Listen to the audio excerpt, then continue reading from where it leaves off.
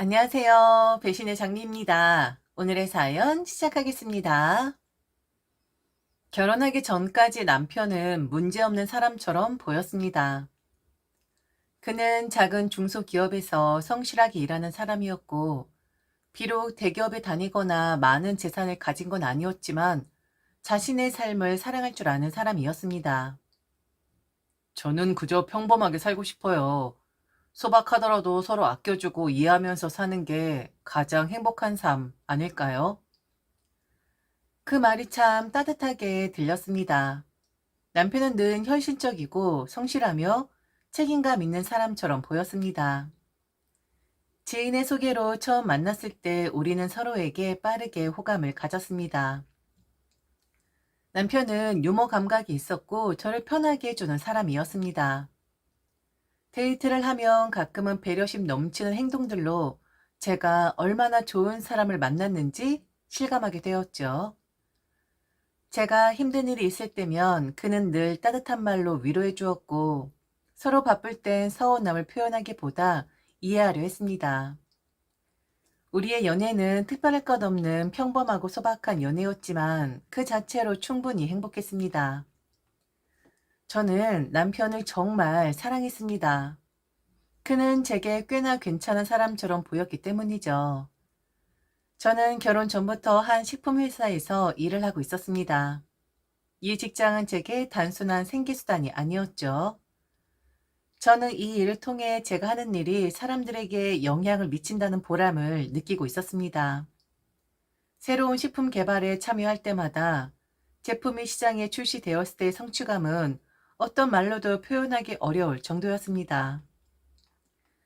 회사에서는 나름대로 인정받는 편이었고 바쁜 나날을 보내면서도 제가 하고 싶은 일을 하고 있다는 사실이 기뻤습니다. 물론 힘든 날도 많았죠. 때로는 과중한 업무에 지쳐 밤 늦게까지 야근을 해야 했고, 때로는 상사의 말 한마디에 마음이 무너질 때도 있었습니다. 하지만 저는 일을 사랑했고 커리어를 쌓아가는 것이 제게는 삶의 중요한 목표 중 하나였습니다. 남편도 그런 저를 응원해 주었죠. 당신이 하는 일이 정말 멋지다고 생각해요. 힘들어도 포기하지 마세요.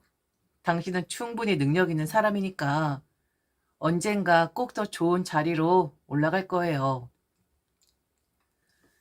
그런 말을 들을 때마다 저는 이 사람과 함께라면 미래가 안정적이고 행복할 것이라 믿었습니다.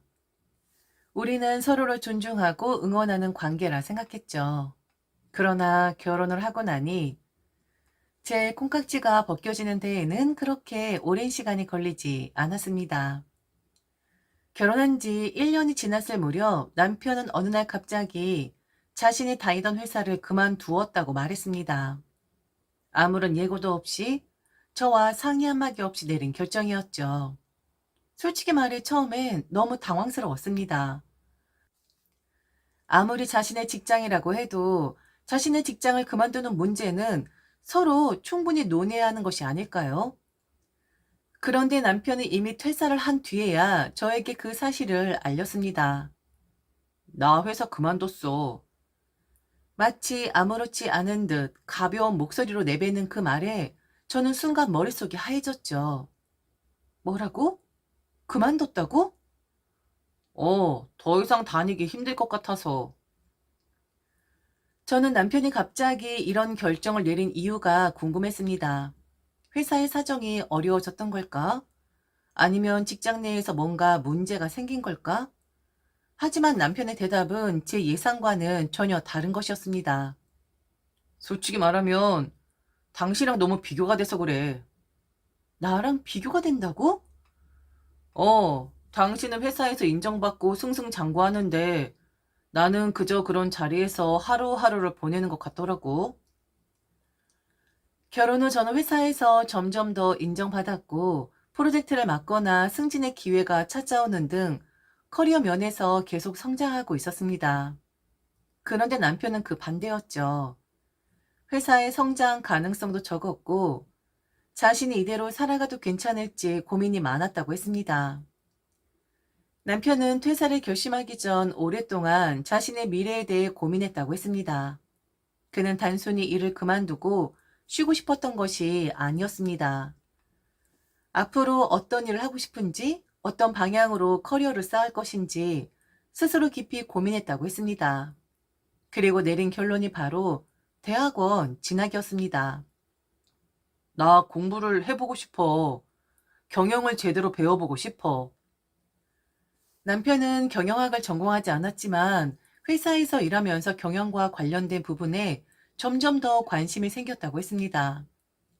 처음엔 혼자 인터넷 강의도 찾아보고 책도 사서 읽어보면서 독학을 했다고 했습니다. 하지만 제대로 된 교육을 받아야겠다고 결심했고, 그래서 대학원에 진학하겠다는 결론을 내린 것이었죠. 다행히도 남편은 무작정 회사를 그만둔 건 아니었습니다. 그는 퇴직 후 자신이 어떤 과정을 거쳐야 할지 구체적인 계획을 세워놓고 있었습니다. 우선 내 퇴직금으로 학비를 충당할 생각이야. 부족한 금액은 학자금 대출을 받을 거고, 대학원 졸업 후에는 회사에 취업할 수도 있겠지만, 가능하면 창업도 고려해보고 싶어. 그는 꽤 오랫동안 고민하는 흔적이 보였고, 그 말 속에 진심이 느껴졌습니다. 저는 남편의 눈을 바라보며 생각했죠.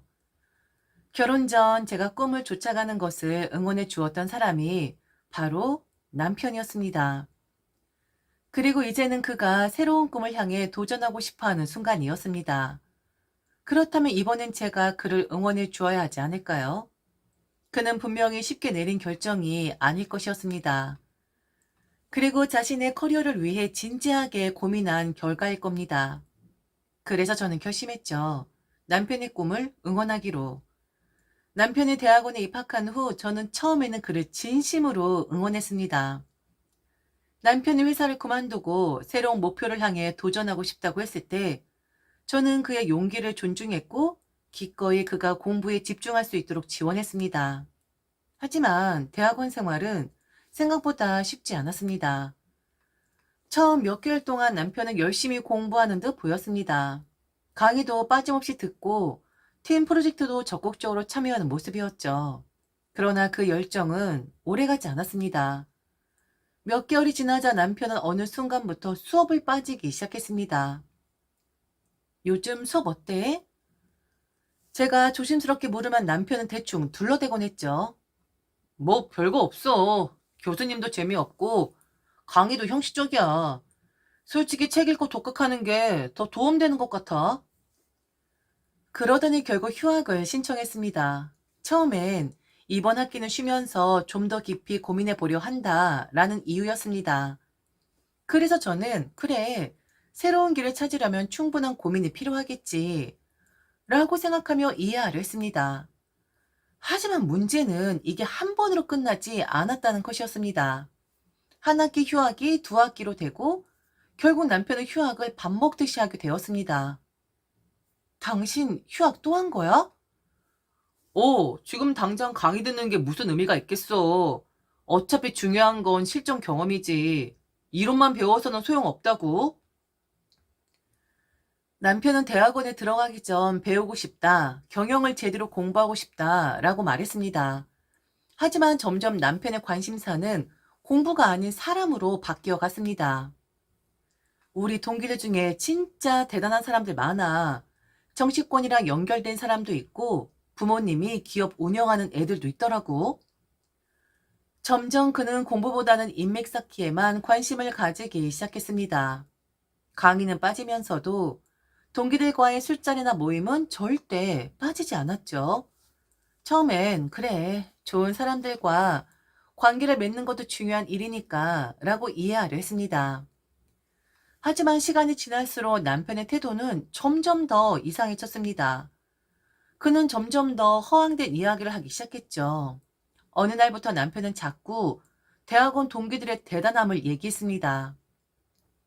우리 동기 중에 말이야, 이번에 대형 사업 투자받은 애가 있거든? 정말 대단해. 나도 그런 기회가 오면 좋겠다. 처음엔 단순히 존경심에서 하는 이야기라고 생각했습니다. 그러나 남편의 말은 점점 달라졌습니다. 나도 사업해야 하지 않을까? 기회는 잡는 사람이 가져가는 거잖아. 그러면서 점점 허무맹랑한 말들을 내뱉기 시작했습니다. 이번에 나랑 친한 동기가 사업을 시작했는데 이거 제대로 투자하면 우리도 한몫 챙길 수 있어. 어떤 정치인하고 친한 사람이 있는데 그 사람이 추천하는 주식이 있거든? 지금 들어가야 해. 완전 유망주야. 처음엔 그냥 지나가는 이야기인 줄 알았습니다. 그러나 남편은 점점 자신이 정말 무언가가 될 수 있다고 착각하기 시작했습니다. 남편은 예전에 현실적인 사람이었습니다. 그러나 어느 순간부터 자신을 대단한 사람들과 동일한 위치에 두고 스스로를 착각하기 시작했습니다. 내가 대학원 동기들이랑 있으면 말이야, 나도 뭔가 대단한 사람이 된 것 같아. 그 친구들처럼 성공하려면 나도 좀 더 과감하게 투자해야 하지 않을까? 그러나 그는 아무런 노력도 하지 않았습니다. 그저 대단한 사람들과 어울린다는 이유만으로 자신도 같은 위치에 있다고 착각하고 있을 뿐이었습니다. 점점 남편은 허세 가득한 사람이 되어갔죠. 그는 현실을 직시하지 못했고 자신의 상황을 망각한 채 마치 꿈을 꾸는 사람처럼 말하기 시작했습니다. 그렇게 남편은 변해갔습니다. 그런데 비단 문제는 남편 한 명으로 끝난 게 아니었다라는 것이었죠. 시댁 역시 남편이 제대로 공부를 하고 있는지도 모른 채 그를 마치 미래에 성공한 사업가처럼 여기고 있었습니다. 시어머니 남편의 대학원 진학을 마치 가문의 명예를 드높일 일처럼 이야기하셨습니다. 우리 아들이 대학원에 들어갔잖아. 요즘 박사학위 없으면 아무것도 못해. 같이 공부하는 사람들도 다 대단한 사람들이래. 남편이 단순히 학교에 이름을 올려놓기만 했을 뿐 실제로는 수업도 제대로 듣지 않고 휴학을 반복한다는 사실은 시어머니에게 중요하지 않았습니다. 그분께는 우리 아들이 박사를 딴다라는 환상이 더 중요했으니까요. 더 황당했던 건 시어머니의 희망 회로였습니다. 남편이 대학원 동기들 중에 사업하는 사람이 많다라고 말한 적이 있는데 그 말을 들으신 시어머니는 금방이라도 남편이 사업을 시작할 것처럼 행동하셨죠. 우리 아들도 머지않아 큰 회사 운영할 거야. 공부하는 동안 우리가 좀 도와주면 나중에 몇 배로 보답할 거야. 문제는 남편이 그저 허황된 꿈만 꾸고 실제로는 제 돈을 생활비로 쓰고 있다는 점이었습니다. 그럼에도 시어머니는 지금은 잠깐 어려운 시기일 뿐이라는 식으로 넘어가려고 하셨습니다. 시댁은 남편이 미래에 성공할 거라는 믿음 하나로 저에게 부담을 주기 시작했습니다. 며느라, 네가 직장 다니면서 돈을 벌잖아. 우리 아들은 공부에 집중해야 하니까 너 회사에서 인정받는다면서. 그럼 생활비 정도 네가 감당해도 되잖아? 처음엔 단순한 부탁이었지만 점점 요구는 커져만 갔습니다. 남편 이번 달 학비가 부족하다라고 하면 저희 월급에서 학비가 빠져나갔습니다. 남편이 어머니가 병원비가 좀 나왔다고 하시네 라고 하면 저는 마치 당연한 듯 지갑을 열어야 했습니다. 그런데도 시댁 사람들은 이런 도움을 받으면서도 마치 우리 아들이 앞으로 성공할 거니까 이 정도 도움은 아무것도 아니다 라는 태도를 보였습니다. 심지어 시어머니는 저를 위로하는 듯한 말까지 하셨죠. 너무 걱정하지 마, 며느라. 우리 아들이 성공하면 너한테 몇 배로 갚아줄 거야. 대체 그게 언제일까요? 제게 희생을 요구하면서도 그 보상은 기약조차 없는 일이었습니다. 어느 날 시댁에 갔을 때 시어머니는 저를 불러 앉히고 진지하게 말씀하셨습니다. 며느라, 네가 보기엔 우리 아들이 좀 주제 파악을 못하는 것처럼 보일 수도 있어. 하지만 원래 천재들은 다 그래? 그 순간 저는 말을 잇지 못했습니다. 그러자 시어머니는 눈을 반짝이며 말을 이어갔죠. 너 테슬라 알지?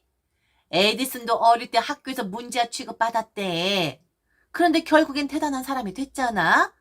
우리 아들도 지금은 좀 헤매지만 언젠간 크게 될 사람이야. 저는 속으로 생각했습니다. 남편이 지금 무슨 발명을 했나? 남편이 지금 무슨 연구를 하고 있나? 그저 동기들과 술 마시고 허세 가득한 이야기나 하고 있을 뿐인데 그걸 마치 미래의 천재처럼 묘사하는 시어머니의 모습에 저는 말문이 막혔습니다. 그런데 이 이야기를 믿는 사람이 시어머니만이 아니었습니다. 시누이까지도 같은 말을 하고 있었죠. 시누이는 남편을 두고 우리 집안에서 유일하게 학문적으로 성공할 사람이라며 온갖 미화를 하고 있었습니다. 그들은 저를 단순한 며느리가 아니라 우리 집안의 유일한 경제적 기둥으로 생각하고 있었습니다. 그러면서도 저에게 말했죠. 지금은 좀 도와줘도 곧 우리 아들이 대단한 사람이 될 거야. 다 보상 받을 거야. 보상. 그게 언제일까요? 저는 정말이지 이런 비현실적인 이야기를 듣다 보면 현기증이 날 정도였습니다. 남편이 허세 속에서 주제 파악을 하지 못하는 것도 문제였지만 그보다 더 문제는 그런 남편을 두고 시댁의 현실을 완전히 망각했다는 점이었습니다. 그들은 마치 남편이 언젠가는 엄청난 성공을 할 것처럼 행동했습니다. 그러면서 정작 현실적으로는 제 도움 없이는 아무것도 하지 못하는 사람들이었죠. 이제라도 주제 파악을 좀 하지. 저는 속으로 그렇게 생각했지만 그들은 끝까지 우리 아들은 특별하다는 희망 회로에서 벗어나지 못하고 있었습니다. 그러다가 제 일신에도 한 가지 문제가 터지고 맙니다. 바로 저의 퇴사였죠. 제가 회사를 퇴직하게 된 것은 전적으로 저의 의지 때문만은 아니었습니다. 다니던 회사가 점점 어려워지면서 희망 퇴직자를 모집한다는 공지가 내려왔기 때문이었죠. 사실 이 소식이 나왔을 때부터 회사 내부는 술렁였습니다. 이미 몇 달 전부터 제품에 문제가 발생하면서 매출이 떨어지고 있었고 경영진도 더는 버티기 어렵다는 듯 가능한 사람은 나가달라는 분위기를 조성하고 있었습니다. 처음엔 고민이 많았죠. 이 회사를 다니며 많은 것을 배웠고 나름대로 애정을 가지고 있었던 직장이었으니까요. 하지만 지금 남아있는다고 해서 미래가 보장되는 것도 아니었고 어차피 언젠간 더 큰 위기가 올 것이 뻔했습니다. 회사는 위로금까지 지급하겠다고 했습니다. 이 기회에 다른 방향으로 진로를 잡아야겠다는 생각이 들었고 더는 어려워진 회사에 억지로 붙어있기보다는 내가 주도적으로 결정하고 싶었습니다. 하지만 당연히 이건 혼자서 결정할 문제가 아니었기에 남편과 충분히 상의했습니다. 그날 저녁 저는 남편과 마주 앉아 퇴직에 대한 제 생각을 전했습니다. 당장 급하게 퇴사하는 건 아니야. 회사에서 희망퇴직을 받는다고 해서 고민해 봤는데 회사 상황도 좋지 않고 위로금도 준다니까 이참에 나가보는 게 나을 것 같아. 분명히 제 의견을 조심스럽게 전달했고 남편도 옆에서 듣고 있었습니다. 그런데 지금 생각해보면 그때 남편은 핸드폰을 들고 있었습니다. 저는 남편이 제 말을 적어도 귀로는 듣고 있다고 생각했습니다. 그런데 지금 돌이켜보면 남편은 제 말에 귀를 기울이지 않았고 관심조차 없었던 것 같습니다. 고개를 끄덕이긴 했지만 그저 습관적으로 반응했던 것이겠죠. 퇴직 후 첫날, 저는 아침에 일어나 차를 한 잔 내렸습니다. 오랜만에 출근 준비를 하지 않아도 된다는 여유를 느끼며 간만에 여유롭게 앉아 신문을 넘기고 있었죠. 그때 남편이 갑자기 저를 보며 물었습니다. 어? 오늘 휴가야? 저는 순간 남편이 무슨 말을 하는 건지 이해할 수 없었습니다. 설마? 그러더니 남편이 한술 더 떠서 이렇게 말했습니다. 왜 출근 안 해? 몸 안 좋아? 저는 황당한 표정으로 남편을 바라보았죠. 내가 분명히 말했잖아. 퇴직한다고. 그때 당신한테 상의하고 결정한 거잖아. 그러자 남편은 갑자기 얼굴이 굳어지더니 갑자기 목소리를 높이며 말했습니다. 아니, 나한테 그런 얘기 한 적 없잖아. 대체 언제 말했어? 그날 저녁에 말했잖아. 당신 핸드폰 보고 있었지만 듣고 있다고 생각했어. 아니, 그럼 나한테 진짜 중요한 일이면 핸드폰을 내려놓으라고 했어야지. 내가 집중 안 하고 있는 걸 알았으면 확실하게 다시 한번 말했어야 하는 거 아니야? 그 말에 저는 차마 대답이 나오지 않았습니다. 남편은 오히려 저에게 당신이 제대로 말하자는 게 문제라는 식으로 몰아가고 있었습니다. 결국 남편이 화를 내며 소리를 지르기 시작했죠.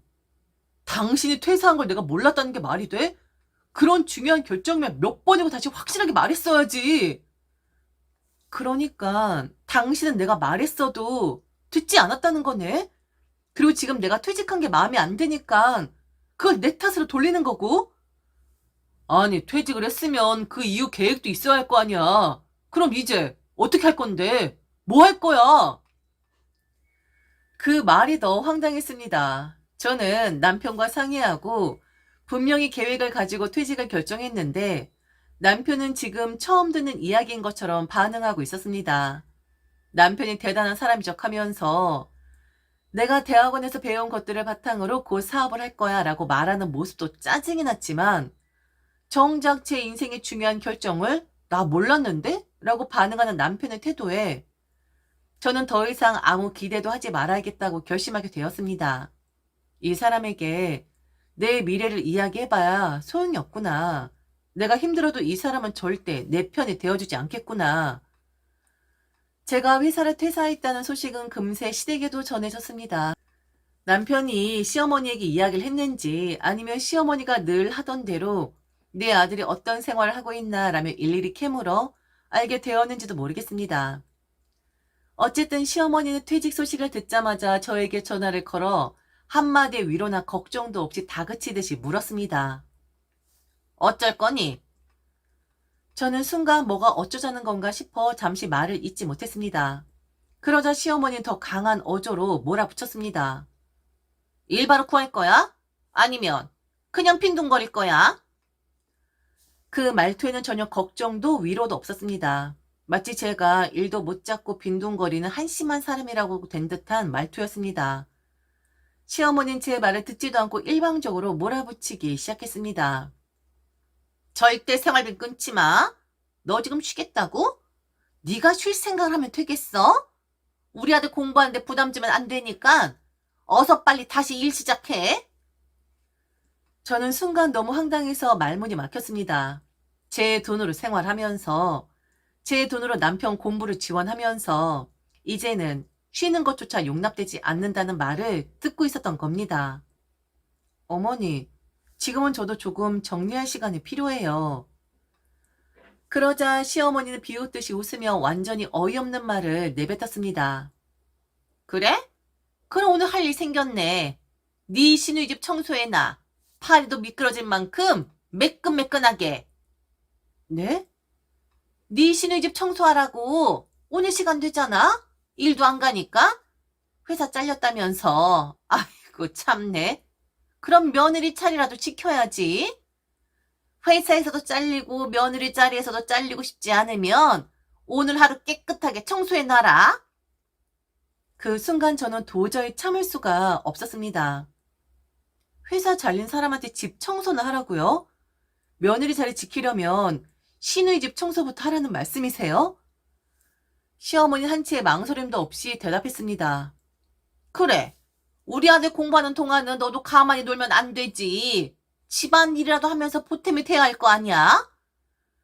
순간 손이 떨릴 정도로 화가 났습니다. 정말이지 오직 자기 아들, 그리고 자기 딸만 생각하는 사람. 저는 처음부터 이 집안에서 가족 취급조차 받지 못했던 것 같습니다. 하지만 이제 더 이상 참을 수 없었습니다. 이렇게까지 사람을 있는 대로 밀어붙이면 결국엔 맞대응을 할 수밖에 없는 법이니까요. 어머니, 그러면 제가 청소하는 대신 월급 주실래요? 뭐? 가정부도 월급을 받지 않습니까? 그런데 저는 무료로 일해야 하나요? 뭐라는 거야? 가정부라니? 어머니 말씀대로 하면 저는 며느리라는 이유로 노동을 강요받아야 한다는 건데 이제 와서 말대답까지 하니? 네가 잘못했으면 이 정도는 해야지. 잘못이요? 그러면 월급을 주시든가요. 아니면 직접 하시면 되겠네요. 너 그럼 앞으로 생활비 어떻게 할 건데? 이제부터 돈 못 벌면 네가 우리 집에 보탬이 안 된다는 거 아니야? 지금 네가 얼마나 무책임하게 일을 저질렀는지 몰라? 그러면 저도 오늘부터 공식적으로 백수선언 할까요? 뭐? 아시잖아요. 남편도 지금 대학원 핑계 대면서 일 안 하고 있잖아요. 저도 그럼 백수 생활하면서 남편처럼 공부 좀 해볼까요?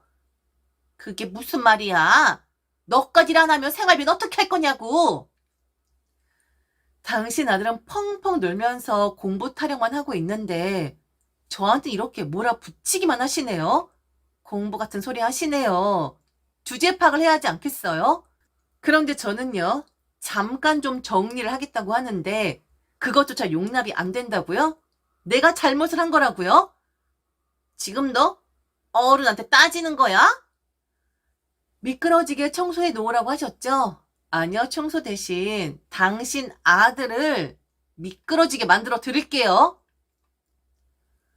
그리고 저는 전화를 끊어버렸습니다. 남편이 거실로 들어왔습니다. 저는 조용히 물 한 잔을 마신 뒤 그를 바라보며 아주 담담하게 말했습니다. 나 이혼할 거야. 뭐? 합의 이혼을 하든 아니면 법적으로 진행하든 네 선택이야. 네가 합의 안 해주면 나 소송할 거야. 남편은 당황하며 헛웃음을 터뜨렸습니다. 갑자기 이혼이라니. 너 지금 감정적으로 그러는 거잖아. 좀 진정하고 다시 얘기하자. 진정? 좋아. 그럼 차분하게 얘기해보자. 우선 너는 지금 직업이 없지. 대학원 다닌다고 하면서 몇 년째 놀고 있잖아. 생활비는 내가 벌어서 네가 쓰고 있었고. 넌 이미 경제적으로 나한테 의존하고 있었어. 그런데 이혼을 하면 당장 생계가 막막해지겠지? 퇴직금? 그거 벌써 다 써버렸을 거고. 남편은 말문이 막힌 듯 보였습니다. 저는 계속해서 법적으로 남편이 불리한 사항을 하나씩 짚어갔습니다. 네 이름으로 대출받은 거 내 월급으로 갖고 있었지. 그거 다 법적으로 증거가 될 거야. 이혼 소송하면 누구한테 유리할 것 같아? 네가 나한테 생활비를 제대로 줬어? 아니지. 오히려 내가 네 공부한답시고 허세 부리는 거 감당했지. 이혼 소송 들어가면 가정 내 기여도가 계산될 텐데 네가 나한테 지급해야 할 위자료가 얼마나 될지 상상해 봤어? 야, 너무하잖아. 우리가 그렇게까지 나쁜 사이였어? 저는 천천히 자리에서 일어나 남편을 내려다보며 아주 조용하고 담담한 목소리로 말했습니다. 한 가지 더 알려줄까? 나 사실 이미 새로운 직장 구해놨어. 뭐? 한 달만 쉬고 다시 일할 생각이었어. 그런데 뭐하러 열심히 살아야 하나 싶더라. 나만 열심히 살아봤자 네 가족들이 다 빨아먹을 텐데. 네 엄마가 나한테 시누이 집 청소하라고 하더라. 며느리 잘리기 싫으면 미끄러지게끔 해놓으라고 하는데 진짜 주제 파악 못하네. 안 그래? 어, 엄마가? 어디 한번 신나게 미끄러져 봐. 퇴직금도 다 썼을 텐데 좀 아꼈어? 위자료 줘야 할 테니까.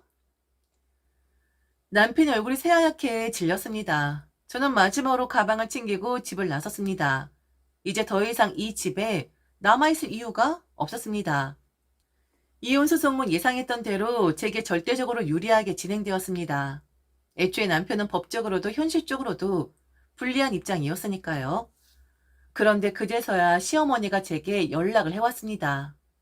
며느라, 그래도 한 번만 참아보면 안 되겠니? 한숨이 절로 나왔습니다. 지금까지 쭉 제가 참고 살아온 건 안 보이셨나요? 남편을 위해, 시댁을 위해, 가족을 위해 저는 얼마나 많은 걸 희생해야 했던 걸까요? 저는 시어머니의 말을 가만히 듣다가 조용히 그러나 단호하게 입을 열었습니다.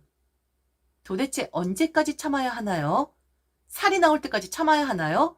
참는 건 당신들이나 하세요. 그렇게 저는 남편과 완전히 남이 되었고 지금은 새로운 회사에서 열심히 일하고 있습니다. 가끔 생각해 봅니다. 나는 대체 왜 그렇게 참고 살았던 걸까? 아마도 그저 책임감 때문이었던 것 같습니다. 결혼했으니 가정을 지켜야 한다는 책임감, 남편을 떠나면 안 된다는 책임감, 시댁과의 관계를 유지해야 한다는 책임감. 하지만 지금 돌이켜보면 그 모든 책임감 속에서 저는 정작 저 자신을 위한 삶을 살지 못하고 있었던 것 같습니다. 그리고 한 가지 확실한 것은 이제는 저 자신에게 솔직해지려고 한다는 겁니다. 과거의 저라면 억지로라도 나는 행복하다 라고 스스로에게 거짓말을 했을지도 모릅니다. 하지만 지금의 저는 다릅니다. 이제라도 내 자신에게 솔직해지겠다. 그리고 무엇보다 이제는 정말로 후련합니다. 속이 뻥 뚫린 기분. 이게 바로 자유고 이게 바로 진짜 삶이겠죠? 지금까지 들어줘서 진심으로 감사합니다. 이상 배신의 장미였습니다.